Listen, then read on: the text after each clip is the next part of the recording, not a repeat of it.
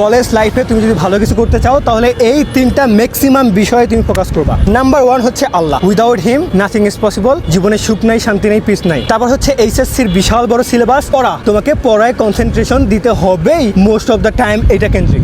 এবং তুমি একটু বিনোদন চাও, কি করবা? মাঠে যাবা, প্রতিদিন 1 ঘন্টা অথবা 1.5 ঘন্টার জন্য খেলবা, মাঠে খেলবা, নট গেম, কোনো মোবাইলে গেম না, অন্য কোনো কোথাও গেম না, ডিরেক্ট মাঠে যাবা 1 থেকে 1.5 ঘন্টা। তখন মনটা ফুরফুরা হবে, তখন পড়াশোনায় মনোযোগ বুঝবে। একদম গা ঘেমে ঘেমে আসছো, গোসল করে পড়তে বসলা, ভালো লাগবে। সো এই তিনটা ব্যতীত অন্য কোনো জায়গায় তুমি সময় দিবা না। তুমি যদি রিলেশনশিপে সময় দাও, আমার একটা ভিডিও আছে, দেখে নাও কি হবে তোমার জীবনে। তুমি নিজেই নিজেকে ধ্বংস করে ফেলবা। তুমি যদি সারাদিন ঘোরো, কোনো কাজ নেই। ওকে, তুমি মাঝে মাঝে ঘুরতে যেতে পারো 1 মাসে 1 বার, বাট তোমার ফোকাস যদি এই তিনটার মধ্যে থাকে তাহলে তুমি ট্র্যাকে আসো। You need him. পড়াশোনা ভালো করতে তোমাকে আল্লাহকে দরকার আছে, কারণ তুমি অনেক সময় অনেক কিছু বুঝবা না, তার কাছে হেল্প চাবা, তুমি ডিরেক্ট হেল্প পাবা। তোমার মাথায় একটা কনসেপ্ট তুমি বুঝতেছো না, বাট তার কাছে হেল্প চাবা, তোমার মাথায় ঢুকাই দিবে। আল্লাহর কাছে চাও, নিজের মধ্যে স্ট্রেংথ জেনারেট হবে। সো তার কাছে সাহায্য, পড়ার জন্য সাহায্য, এবং প্রত্যেকটা সময় পড়া কেন্দ্রিক। স্ট্র্যাটেজি ফিক্স, টিউশন, বাড়িতে পড়া, আগের পড়া রিভাইজ করা, কত কি করতে হয়। আবার কোশ্চেন ব্যাংক, অ্যাডমিশনের চিন্তা, নিজেকে মোটিভেটেড করা, ইজ এন্ড এভরিথিং পড়া কেন্দ্রিক। এবং নিজেকে ফিট এবং ফুরফুরে থাকার জন্য তুমি মাঠে 1 থেকে 1.5 ঘন্টা খেলতে পারো। This is the thing. এটাই তুমি ডিজাইন করো তোমার লাইফে, ইনকর্পোরেট করো তোমার লাইফে।